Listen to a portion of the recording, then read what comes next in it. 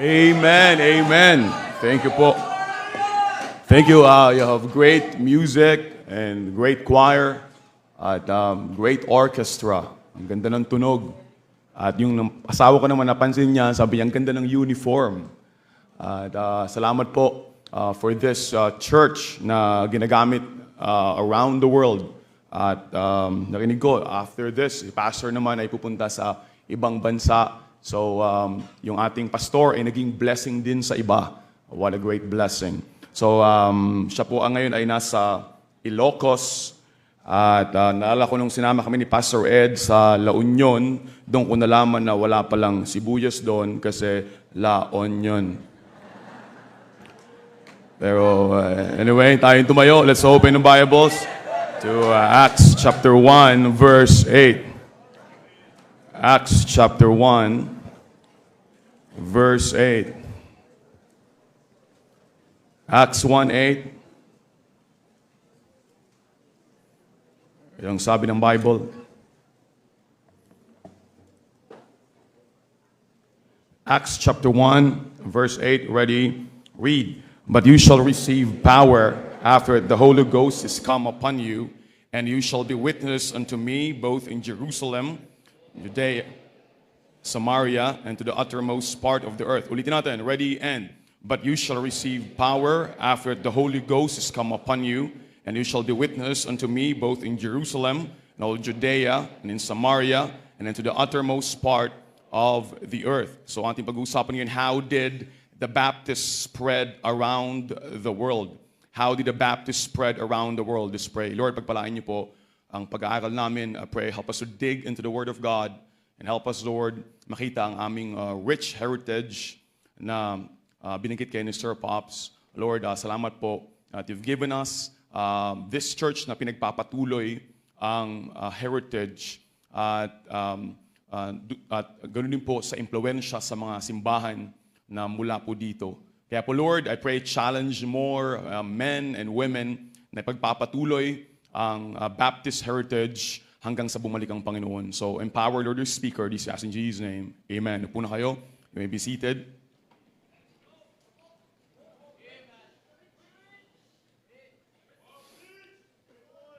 Anong magandang ipangalan sa Chinese kung pinanganak siyang bulag? Ito, Kenneth C. Anong magandang pangalan sa Chinese kung pinanganak siya sa gabi? Ito, Andy Lim. Anong magandang pangalan sa Chinese kung pinanganak siyang mataba? Ito, Bob Uy. Pero sa simbahan ay wala nang ibang magandang pangalan kundi Christian Bible Baptist Church. At wala tayong planong pangalbalita ng ating pangalan, CBBC, Christian Bible Baptist Church.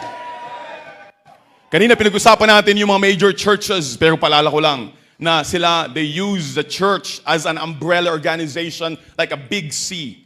Roman Catholic Church, Protestant Church, Lutheran Church. Pero sa Baptist, walang big C ang church, kundi churches. Local churches. Walang umbrella because we don't have any headquarters. Wala tayong presidente. Our headquarters is in heaven.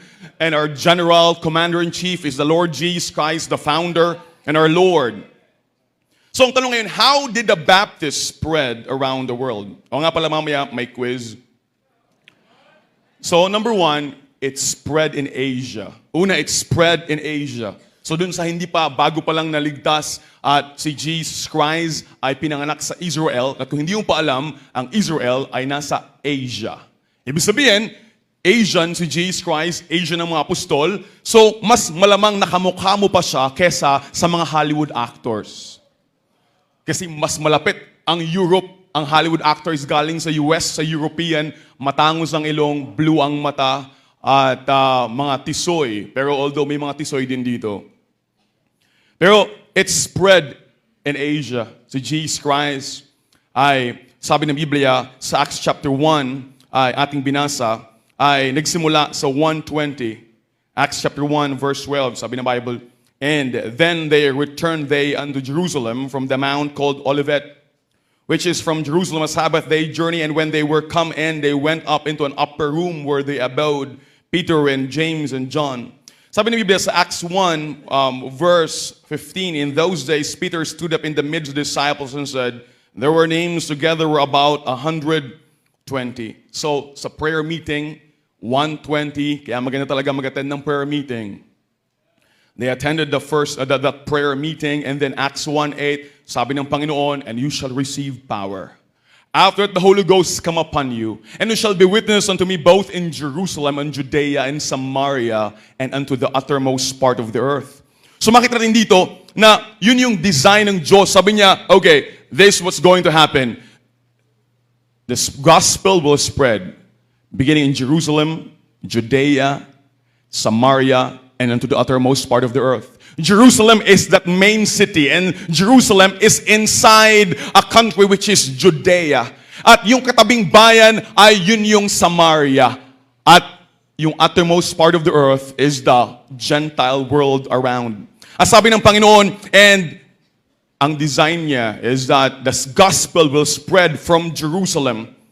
At sa Acts chapter 8, verse 1, sabi ng Bible, sabi ng Panginoon, okay, mag-soul winning kayo, you go out, win souls, reach people. Pero ang problema ay ayaw na sumunod. Makita mo sa Acts chapter 1, they witnessed Acts chapter 2 in Jerusalem. Acts chapter 3 in Jerusalem. Acts chapter 4 in Jerusalem. In about 50 years, ay may tens and thousands of believers in Jerusalem. Acts chapter 4, Acts chapter 5, Acts chapter 6. At ang Panginoon siguro sabi niya, tigas ng ulo niyo. Sabi ko, go out from Jerusalem, then spread to the whole country, Judea, and to the nearby country, Samaria, kumbaga, San Pedro, and then the whole Philippines, and then Taiwan, and then the uttermost part of the earth. Ayaw nyo, Acts chapter 7, ang Diyos nagpadala ng persecution through Stephen. Binato hanggang mamatay. And then Acts chapter 8, dun sa palang sa sumunod. Acts chapter 8 verse 1, sabi ng Bible dito, Acts 8:1, and Saul was consenting unto his death. At that time, there was a great persecution against the church, which was where? At Jerusalem. Jerusalem pa din sila. Acts chapter 8 na. Ang sabi ng Panginoon, Judea, Jerusalem, Judea, Samaria, and unto the uttermost part of the earth. Acts chapter 8 na tayo. Jerusalem pa din. Pero dahil sa persecution, and they were all scattered abroad throughout the regions of what? Judea and Samaria. Because that's the design of God. Sabi niya, don't stay here. You go Jerusalem, Judea around the country, your city, your country, neighboring country, and to the uttermost part of the earth. Sabi ng Biblia, Judea, Samaria, and then verse 5. Sabi ng Biblia, si Philip bumaba sa Samaria, Acts chapter 8 verse 5. Then Philip went down to the city of Samaria and preached Christ unto them. That's it! Kumaga, that's what God is talking about. Para bang hintayin po ba ang persecution na si Stephen ay babatuhin ang mamatay? Minsan na mo, ang Diyos gumagamit na para bang eagle na ayaw lumabas sa nest, na naglalagay ng mga patusok para yung chick ay lumabas doon. At ang Diyos gumagamit din minsan dahil ayaw mong mag-launch out in the deep. Gumagamit siya ng persecution, ng problem, ng pain, ng sickness para makita natin na ayaw mong sumunod And He used that persecution para sila ay kumalat. So Acts chapter 2, sabi ng Panginoon, okay, go to Jerusalem. Acts chapter 2, tamang-tama, day of Pentecost. And Peter preached, and during the day of Pentecost, all the Jews from all over the world would gather in Jerusalem to worship. At during that time, Peter preached and 3,000 got saved. Then Acts chapter 8, dahil sa persecution, sabi ng Biblia, they were scattered everywhere. At sabi ng Biblia, sa chapter 8, ating buksan, hindi lang everywhere. Sabi ng Biblia, hindi lang sila na-scatter. Acts chapter 8, verse 4. Ito ang ginagawa ng CB San Pedro, praise the Lord. And Philip went down to Samaria, and verse 4, and they that were scattered abroad went everywhere preaching the word. Hindi lang basta kumalat, kundi they were preaching the word. Wow, kanina, ilan ang bisita nyo? 244. 46, tuwing babagit si Sir Pops, dumadagdag, dahil may dumadagdag pa kayong mga bisita hanggang hapon.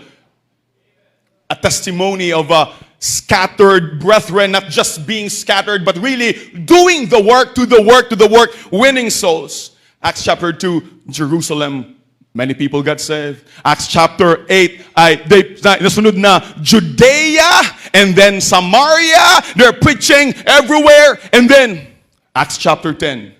Acts chapter 10 ay sabi ng Panginoon, Peter, pumunta ka sa isang lalaki, ang pangalan ay Cornelius. Ating buksan sa verse 10. Sabi ng Biblia, and there was a certain man in Caesarea called Cornelius, a centurion of the band called an Italian band. Alam mo, nang pinapunta si Peter doon at binigyan siya ng vision, ayaw niya pa. Sabi niya, I have not eaten anything uncommon. Binibigyan siya ng vision na pinapakain siya ng mga unclean animals na picture ng Panginoon na sabi niya, it's about time. I'm signaling you, go to the Gentiles. Win them. Pero sabi niya sa vision, I have not eaten anything uncommon. Pero sumunod si Peter. Then he went to the house of Cornelius. Bakit si Cornelius? Acts chapter 2, Jerusalem. Acts chapter 8, Judea and Samaria. Sabi sa Acts 1:8. Bakit Cornelius? Acts chapter 10. Dahil sabi ng Panginoon, Jerusalem, Judea, Samaria, and unto the uttermost part of the earth. Ang pinunta niya sa Acts chapter 10, sino? Cornelius, a Gentile. Kaya ayaw dito puntahan ni Peter kasi Gentile, sa Hudyo nga. Sabi sa John chapter 4, the Jews have no dealings with the Samaritans. Mataas ang tingin ng sarili nila ng mga Hudyo. I don't want to deal with these people. Pero sumunod si Peter. Bakit si Cornelius? Dahil sabi ng Biblia sa verse 1, Cornelius, isang Gentile, sabi ni, centurion of the band. Ano yung centurion? He is a Roman officer. Where? In Caesarea. Nakalagay dyan sa verse 1. Sabi niya, certain man in Caesarea. Teka lang, lumabas na ba siya ng Judea? Hindi pa. Kung titingnan mo, kapatid, nung unang panahon, ay yung Caesarea is still within Judea. Kumbaga, yung capital ngayon ng Israel, kung pupunta tayo doon, si Pastor Ed pala nakapunta doon, ay ang capital right now is Jerusalem. Jerusalem mula noon hanggang ngayon, ang capital. Pero at that moment, ang Judea is a province of the Roman Empire. At doon sa Roman Empire ay may mga probinsya siya like Achaia, Macedonia, Syria. One of that is Judea. At dahil hawak nila, naglagay sila ng Roman capital. At yun ang Caesarea. So therefore, doon sa Caesarea, may familiar ka doon. Caesarea, taga doon si Pilato. Caesarea, andon si Felix. Hindi yung pusa. Caesarea, andun si Festus, mga governors. Why? These are Roman governors ruling Israel. At pag na-win ito, si Cornelius na isang, sabi ng Biblia, from the Italian band. Kung hindi mo pa alam, ang Rome, kapatid, ay nasa bansa ng Italy.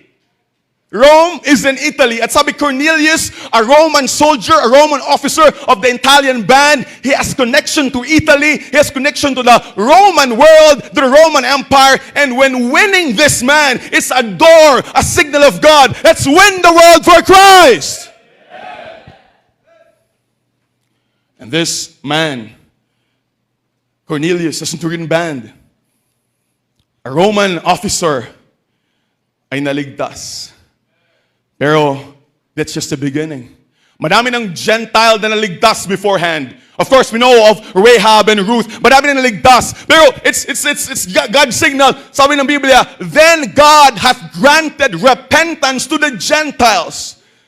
Noon pa man, nais ng Diyos mawin ng mga Gentile. You can see in the Old Testament. You can see in the Gospels. Pero, natitigas ng ulo itong mga ito eh.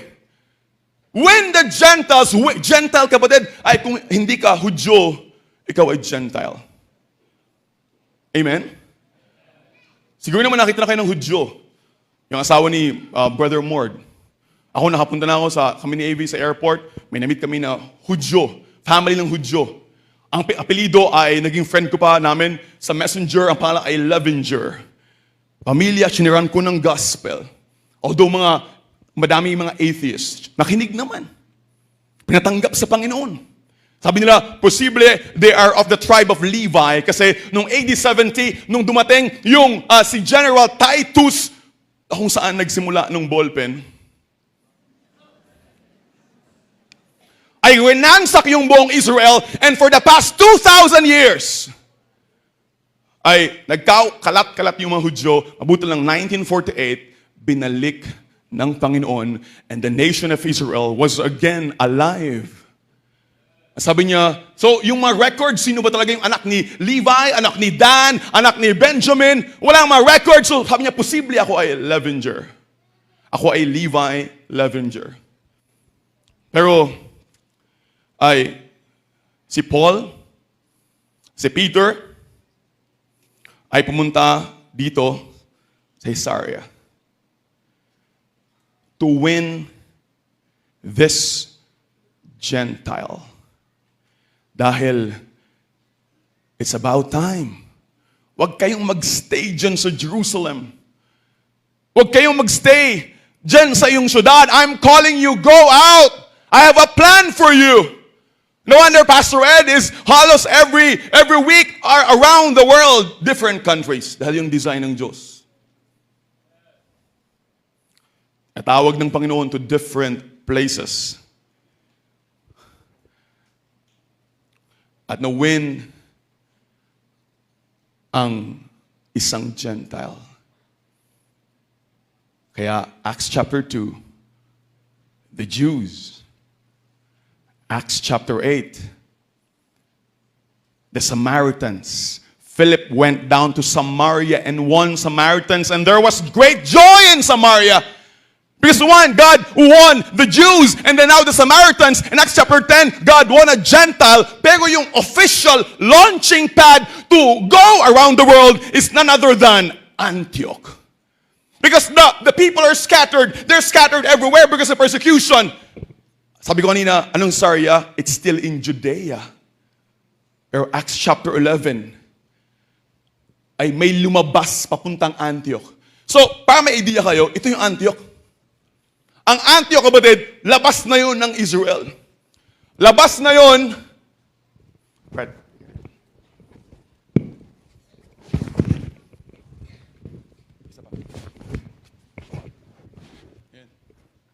Dito kayo. Pasuyo, dito, gitna. Yan, para makita. So, kapatid, Caesarea is still a capital of the Rome inside Judea.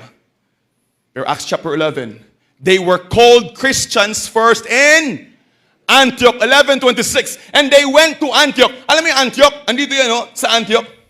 Andito yan. Sa Antioch, madami dyang Baptist na nakatira. Yung mga Antiochian.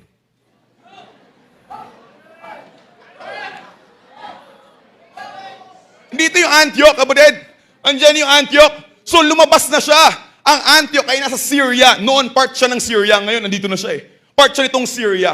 Ang Syria ay may dalawang main city, yung Damascus at yung Antioch. At nandito yung Antioch of Syria. Pumunta doon.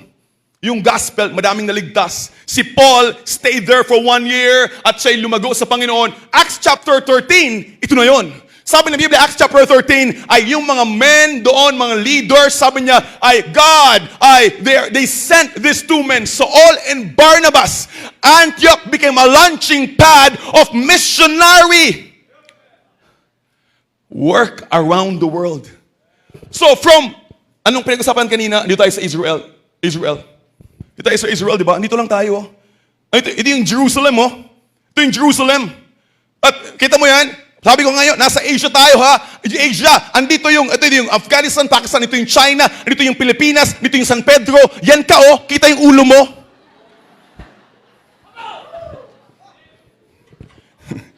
So, ito yung Israel, kapatid. Yan yung Israel. At sa Israel, makita mo kapatid, andyan yung Jerusalem.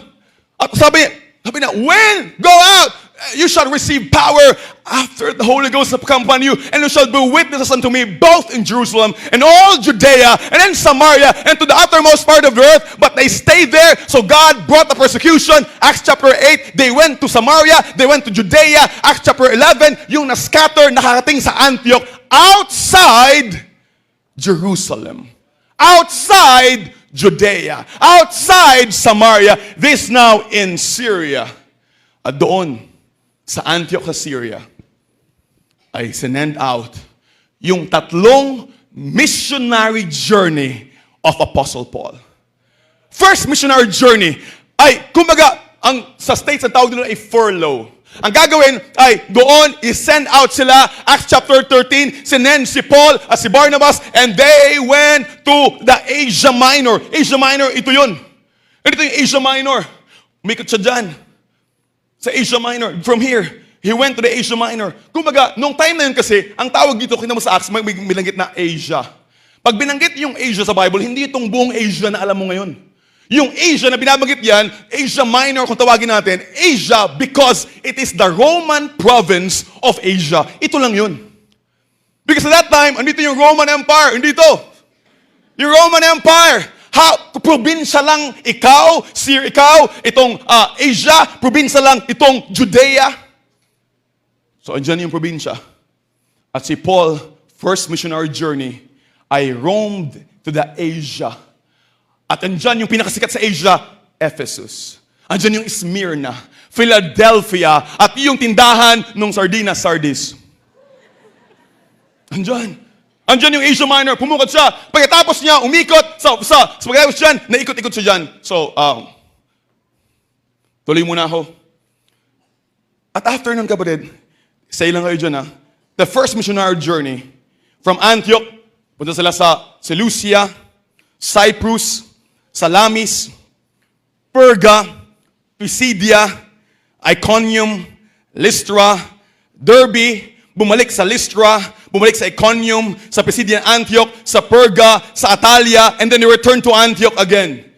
Ang tawag sa states niyan, kung may Amerikano dito, ay tawag ay furlough. Furlough. Pupunta sa ibang bansa, sa Africa, after 2 years, magpo-furlough, babalik, para kung mag-gather ulit ng support, tapos makaalis ulit. So, si Paul ay pumunta, babalik. Itong nangyari. Acts chapter 13, they went out. Ikot sa Asia Minor. Acts chapter 15, second missionary journey. They went out again, ikot uli sila. Acts chapter 18, the third missionary journey, then hindi na sila nakabalik sa Jerusalem, sa Antioch. So makita mo kapatid dito, sa first missionary journey, itong na-accomplish. Pagdating ng Revelation, dito sila, pagdating ng Revelation, ano yung mga simbahan? Na tayo? Ay, chapter 1, to the churches of Asia. Ano yun?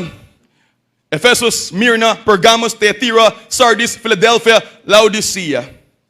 That is only on the first century. Dahil nung Bible ay natapos ni John, Revelation, about AD 96-97, nasulat yung last amen. Yun yung mga simbahan. Pero binanggit natin kanina umaga, just the first 100 years. Pagdating ng 150 AD, may isang lalaki, ang pangalan ay Montanus. At si Montanus ay naligtas. At si Montanus siya ay lumago. At si Montanus ay isang priest ng pagan goddess na si Cybele. Cybele. May pagan goddess dyan. Si Paul ay dumaan sa Phrygia. At ang Diyos nila ay ang pagan goddess na Cybele. Si Cybele na goddess ay mahilig sa Shopee.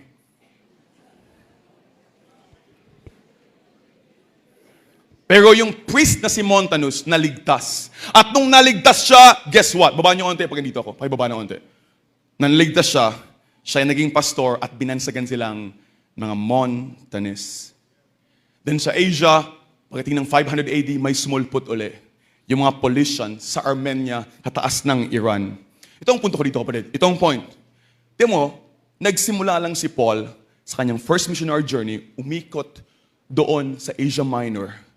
At after 150 years, may mga Montanis. After 500 years, may mga Paulicians na mga Baptists, a different name, but the Baptists, sabi nga, magtanim ka ng saging, balikan mo after 3 years, hindi lang isang saha yan. Ang dami na. Cast thy bread upon the waters. Makita mo kung gaano lumago. Kaya just imagine kapatid, 47 years ago, there was a man na tinawag ng Diyos, San Pedro, and after 47 years, look what happened here. Si Paul ay ginamit sa kanyang first missionary journey, umikot sa taas ng Asia Minor, at after years, may mga mountains at mga pollutions, kapatid, at ngayon, hindi pa tapos ang Panginoon. Hindi pa tapos ang Panginoon. Ang Diyos ay gamit pa din, at ang gawain ng Diyos, dumating San Pedro, 47 years. Pero tatawag pa rin siya ng mga Kristiyano to be sent around the world. Kaya huwag mong tapusin, kapatid. Huwag kang umuwi. Huwag mong tapusin. Ang Diyos magpapatuloy yung gawain. Anong trabaho yung naiinis yung asawa pag inuuwi yung di natapos na trabaho? Embalsamador. Walang uwian. Huwag mong iuwi ang trabaho andito sa area ang trabaho. May pinapatapos ang Panginoon.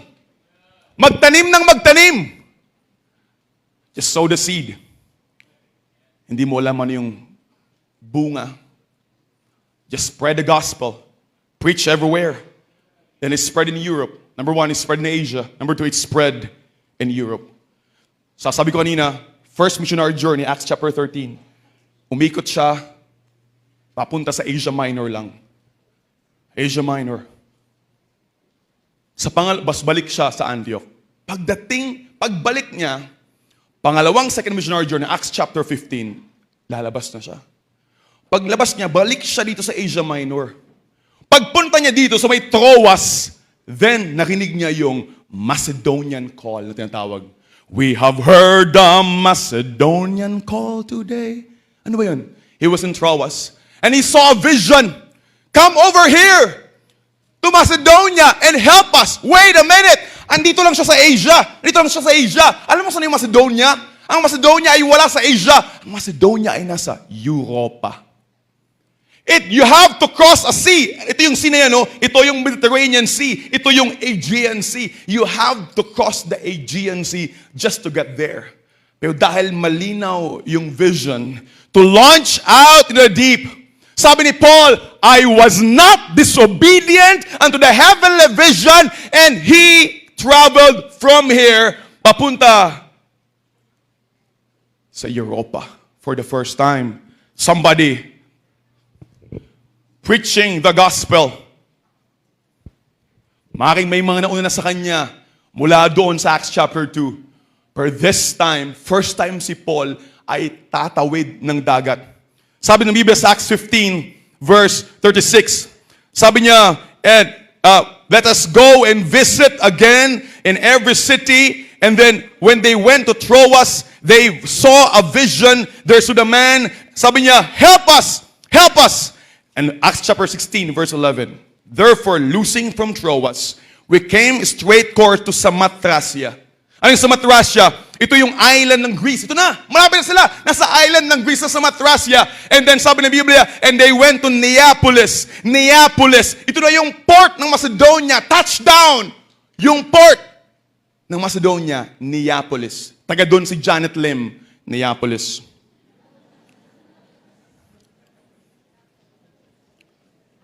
Andun siya sa port ng Neapolis. Pero hindi siya natili sa port. Nasa Europa ka na, galing ka sa Asia. Huwag kang matili sa port. There is a vast Europe in front of you. And he went forward. Mula sa port, tumuloy-tuloy siya. First city, the big city of Philippi. And on the river, he saw Lydia, the seller of purple. Or Lydia, nagbebenta ng ube.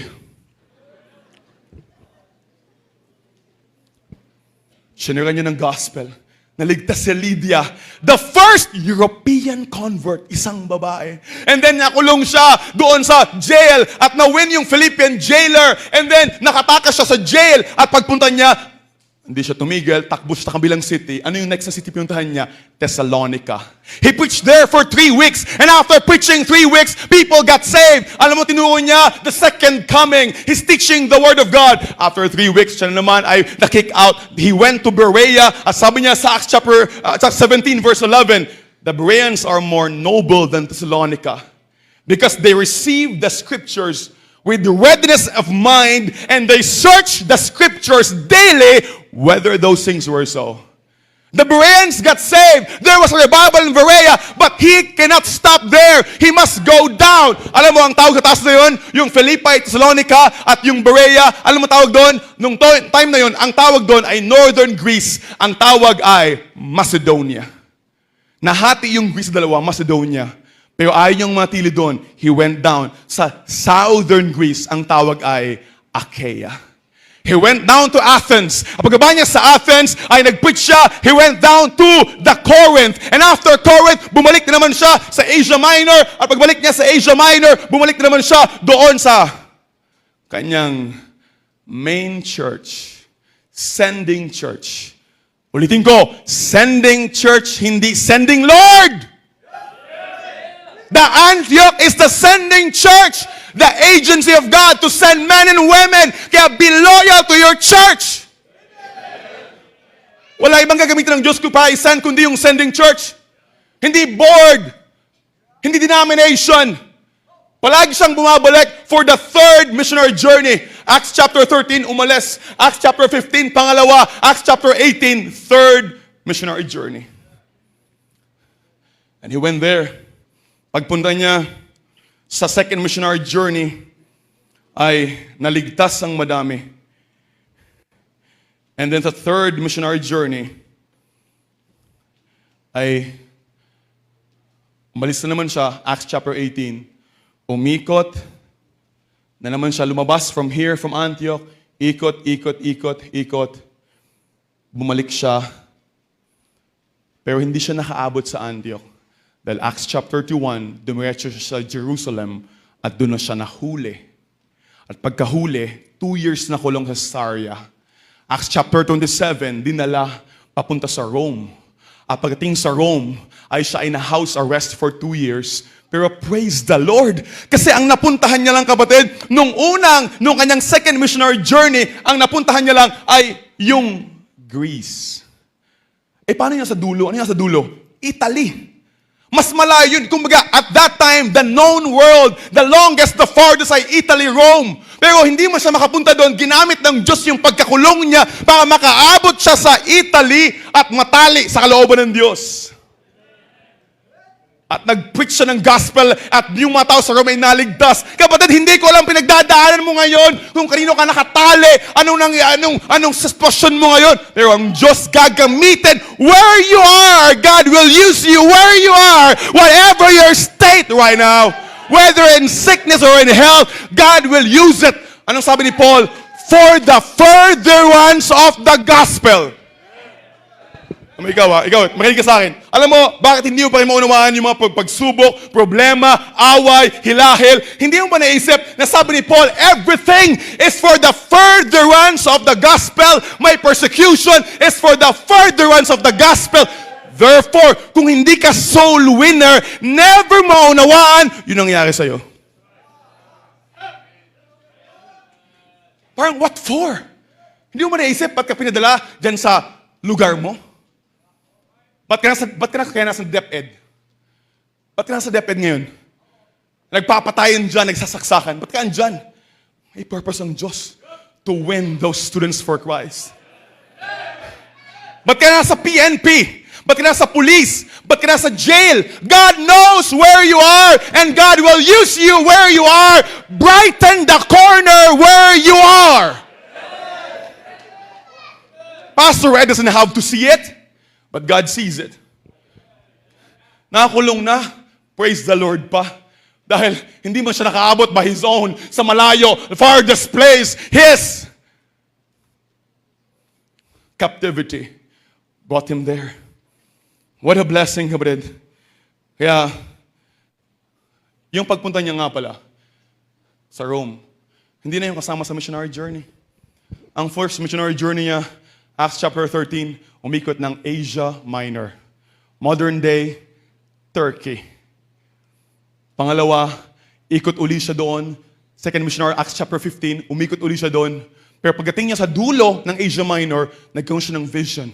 Andun, galing sa Macedonia, come over here and help us. So tumuloy siya, sumunod sa Panginoon. Sabi niya, sabi niya, "O King Agrippa, I was not disobedient unto the heavenly vision." Makinig ka. Ano yung vision na pinapakita sa iyo ng Diyos na hindi mo pa ginagawa? Na limit yung pwedeng gawin ng Diyos sa buhay mo. Are you disobedient to the heavenly vision? And he went there. He crossed the Aegean Sea. Went to Neapolis and met Janet. And he went there, won Europeans after Europeans. Then, balik uli siya. Third missionary journey. Bumalik siya sa Asia Minor, balik sa Europe, balik sa Jerusalem, hindi na makabalik sa Antioch, nahuli na siya. So yung pagpunta niya sa Jerusalem, hindi na to missionary journey. It's just a surrendered will to God. Kapatid, may mga bagay na may control ka. May mga bagay na nasa plano mo. May mga bagay na pinag-pray mo at nangyayari. Pero alam mo, may mga bagay na hindi mo mag-pray at ngayon hindi mo maunawaan ba't ginagawa ng Diyos. God knows what He's doing. He's bringing you somewhere where God can use you.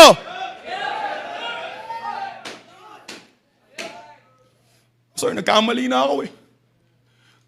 Nagkamali ako ng asawa. Unbeliever na pangasawa ko. Unbeliever yung binan ko. Walang punich ang simbahan na to na gawin mo yan. Kaya matigas ang ulo mo. Andyan ka na ngayon. Sa sitwasyon na hindi planado ng magulang mo sa'yo. Ano gagawin mo? Hanap ka ng explanation sa mental health? Ano ba to? Anxiety? Panic attack?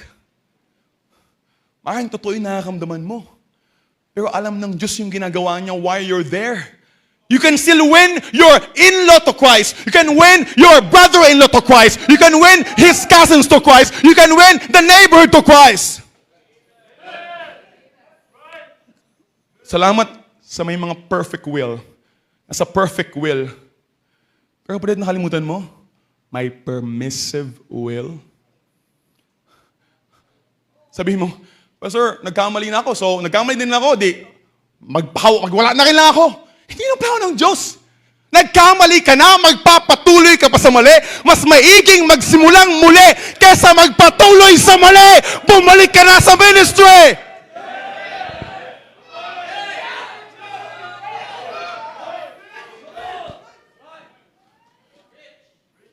Andyan ka na. So, upo ka na lang dyan? God can still use you where you are. You can start all over again. So, andun na siya. AD 60. Andun, house arrest sa Rome. Mabuti na lang, kahit nakakulong siya, nag-preach siya. Alam bakit? Kasi AD 64, naging king si Nero. AD 60, andun siya sa Rome. AD 64, naging king si Nero. Nasunog yung Rome at sinis sa mga Kristiyano. Pinagpapatay yung mga Kristiyano. Kaya AD 67, sabi sa Bicol, tigbak. Patay na siya. Bigyan mo kung nakulong siya, wala siyang ginawa. From 60 to the 67, in that next 7 years, nakulong at nag-give up na, nakulong na ako! Kapatid, don't say where you are in your seat right now, just looking at me as if God is not giving you a heavenly vision. God has a plan for you. God has a vision for you. There is a Macedonian call. There are souls calling for you. Come over here to Pasita. Come over here to this area east. Come to the area west. Come over here and help us. Somebody's begging you. Come there. Si Paul, yung passion niya, that I might know Him and the power of His resurrection. Only thing he can see is the vision of God. Siguro iba sa inyo may mga favorite word. Alam ni Avery yung favorite word ko. ikaw. Ano ang favorite word ni Paul? Jesus. Here, at I might know Him and the power of resurrection. Hey, wag mo nang kialanin yung Korean novela, yung K-pop na yan, yung mga SB19, yung mga kamunduhan na yan. Let's get to know Jesus and see the vision. God has something big for you, brother. Makinig ka sa akin. You can only be as small as your controlling passion. Kasing liit ka lang nung cellphone na nagko-control sa'yo. Samantalang ang Diyos, God has something big for you. A vision. At mabuti na lang, pumunta si Paul doon. Dahil pagpunta niya doon, sa Rome, kumalat sa Europe ang gospel. Pumunta siya sa Greece, kumalat ang gospel. By 250, ay may grupo, si Paul, kailan siya namatay? AD 67. By 250 AD, may lalaki ng pangalan na Innovation na na-win at naging pastor sa church sa Rome at binansagan ng mga Novations. Mga early Baptists during the time. And then, noong 1100, may naligtas sa France, si Peter de Bruys, na nag-preach sa South France. At sa Albigenses, sa Albi, France, 1185. Yung Waldenses sa Austria, sa Europa pa rin tayo, Europe pa lang tayo ha. At sa taas ng Italy, si Peter Waldo ay nag-preach. O nga pala, ba't Waldenses? Waldenses dahil sa word na voodoo, Vaudois. Kasi yung French kasi ay, yun ang ang spelling ay voodoo, pero vaudois. Tapos lalagyan mo ng onting vaudois. Ganun. Ano mo yung voodoo? Vaudois? It means valley. Because the Waldenses, they're always, palagi silang hinahunting. So they live in the valley, in the mountains, just to hide from the Roman Catholic Church, from persecution. But the Waldenses continued preaching the Word of God. Kailangan talagang may magsimula. Imagine kapatid kung hindi sumunod si Paul. Sabi mo, kung hindi sumunod si Paul, di gagamit din siya ng iba. Yes! Pero na-delay! Malinaw yung sabi kay Esther. Esther, kung hindi ka magpapagamit, kagamit siya ng iba. Ang problema, bawat lalaki at babae na hindi nagpapagamit, nadi-delay ang gawain ng Diyos. Yes, He could use other people, but ikaw yung tinatawag, ikaw yung may burden, ikaw yung may vision, at ikaw ang makagawa dahil ikaw na yung trained sa Baptist Heritage Bible College, ikaw na yung trained sa CBBA Academy, ikaw na yung trained sa Sunday School. Yung mga bagong convert andyan naman, ikaw na kapatid ang nakita ng vision. Amen? Somebody has to go.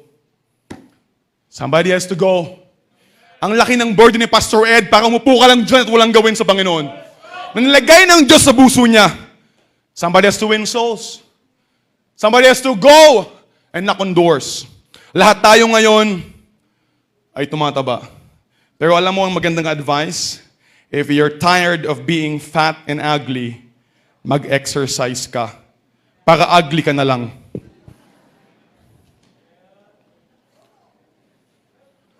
But ang magandang exercise, door knocking. Soul winning. Wow! Praise the Lord! Di ba? Sino mga pinaka-healthy dito? Mga soul winners.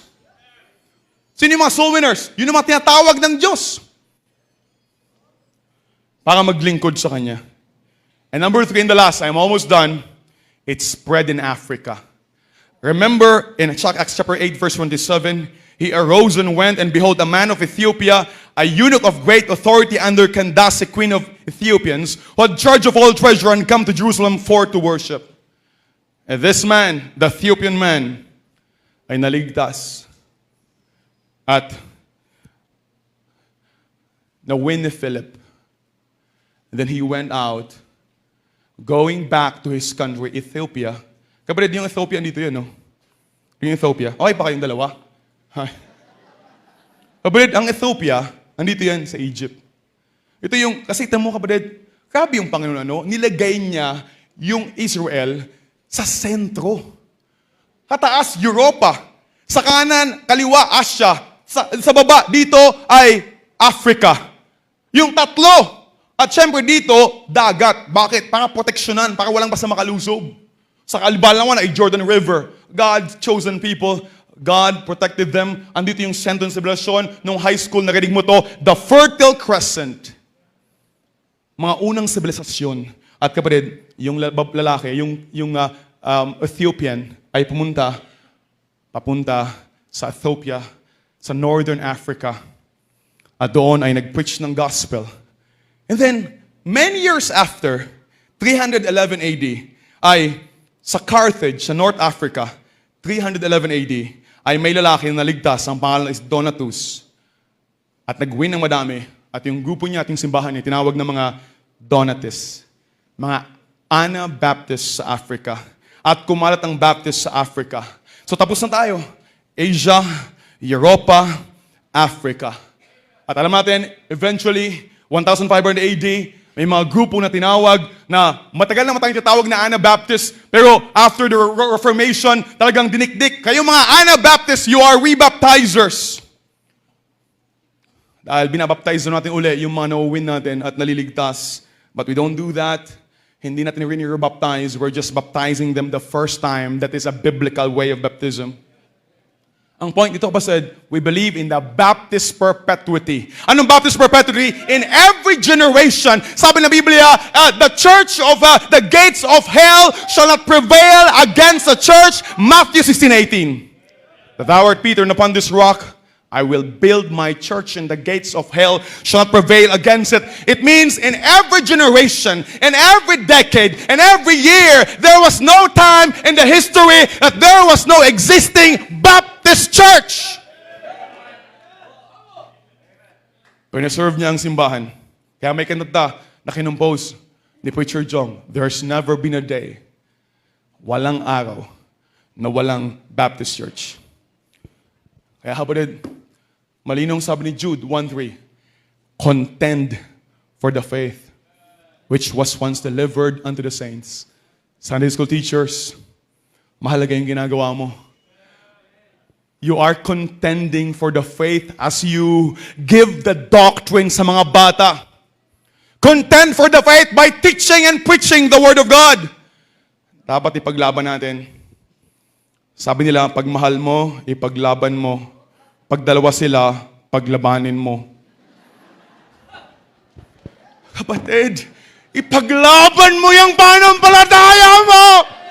Para sa apo mo, para sa anak mo, para sa asawa mo, para sa iyong mga kaapu-apuhan. How did the Baptist spread around the world? It spread in Asia. It spread in Europe. It spread in Africa. And I'm going to close with this. Makinig kayong mabuti.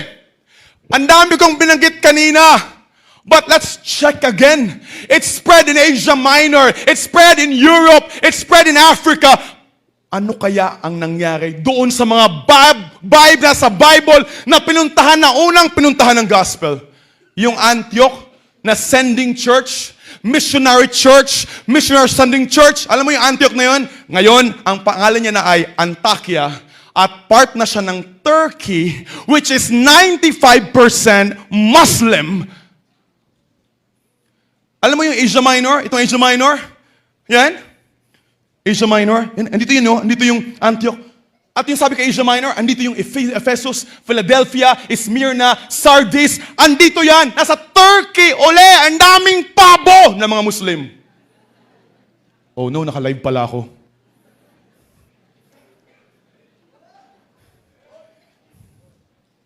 Montanes. Ano yung Montanes? Montanes ay nasa Phrygia. Is still in Turkey. Muslim. Montanes? Di ba mga Baptist yun? Novatian. Saan yun? Sa Rome. Ano yung Rome ngayon? It's a Catholic country. Hindi lang siya Catholic country, atheist country din. Kami naman, may Bible study kami na galing Italy. Sabi ko, kamusta Italy? Masyado bang Roman Catholic? Sabi niya, no. Sa Italy, mga atheist ang mga tao. Look at that. Andun sa Rome, andun yung mga Novatians. Andun sa Rome, andun si Paul, nag-preach. And right now, rampant yung atheism and ungodliness. Yung Donatists, ano nangyari? Donatists, nasa North Africa. Nung una, first 100 years, napuno ng Christianity ang North Africa. Pagdating ng 600 AD, lumabas ang mga Muslim, kinonquer ng mga Muslim, by 700 AD, ang North Africa ay Muslim world na. Just imagine, kapatid. Petrobrusians and Albigenses. Asan yung Petrobrusians and Albigenses? Nasa France. Anong France ngayon? Nakita mo yung huling Olympics? Ito ay picture ng woke. Ano yung woke? Yung tulog, hindi ma-woke. Puro woke ang France. Waldenses, nasaan yung Waldenses? Nasa Austria. Pwede mo, narinig mo palagi yun, di ba? Waldenses. Pero alam mo nang ginawa ng Waldenses? Pagdating ng Protestant Reformation, ang mga Waldenses ay sumama sa mga Protestante at ngayon ay sa Italy ay merong largest evangelical group largest evangelical group na ngayon sa Italy, yung mga Waldenses na nagbabaptize ng baby, Waldenses na very modern, Waldenses na very communical at social gospel. Kaya, kailan nagsimula? Nung sumama sa mga born again. Kaya malinaw sabi ng Bible, come out of among them. Be you separate. Kaya, malinaw si Pastor Red, di ba? Pag may mga ibang mga hindi siya nagpapapicture. Bakit? Ma-identify. Kasi pag sama ka sa pastoral council, ano nakawin nila? They're going to rob our identity and our doctrine. Mamaya, sumasayaw-sayaw na rin tayo.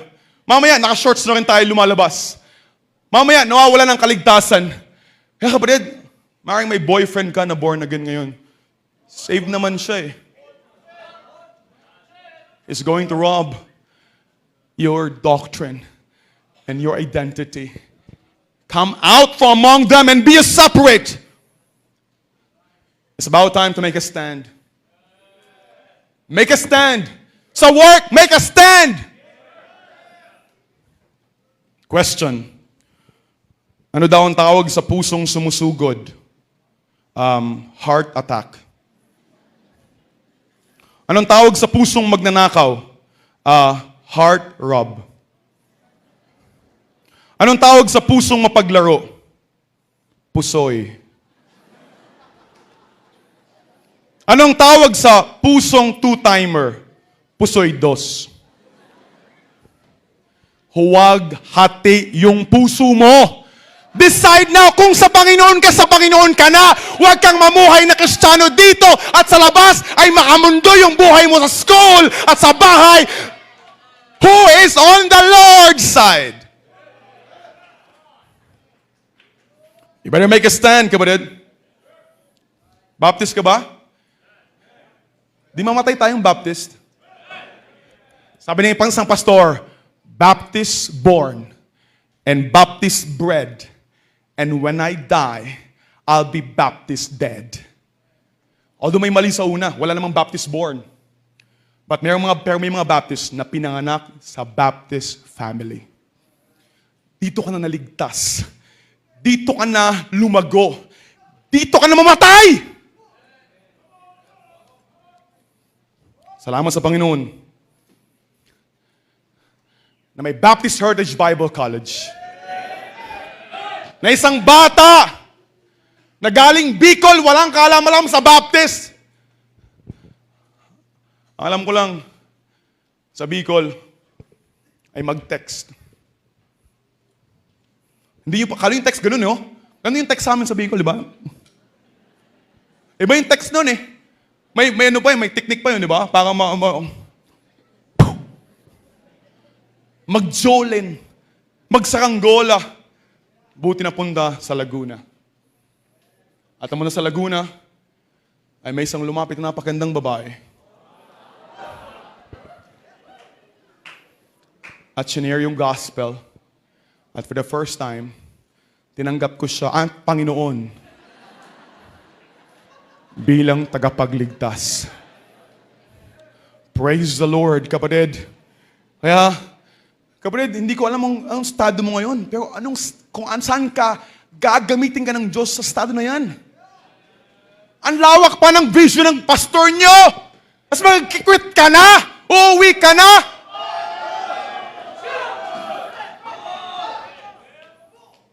Sabi mayroong isang anghel na nagpakita sa isang full-time. Sabi ng anghel, anong gusto mong hilingin? Sabi ng full-time, patayuan mo ng simbahan ng Baptist Church ang buong mundo. Etong mapa. Sabi ng anghel, hirap naman, iba na lang. Sabi ng full-time, gawin mo akong gwapo. Sabi ng anghel, asan yung mapa?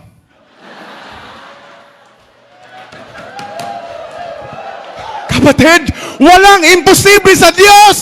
Gagamitin ka niya kung ano mang itsura mo, ano mang estado mo, gagamitin ka ng Diyos. Just stay in the right church, the B-A-P-T-I-S-T, the Baptist Church. And don't change the name. Don't change the name. It's still Christian Bible Baptist Church.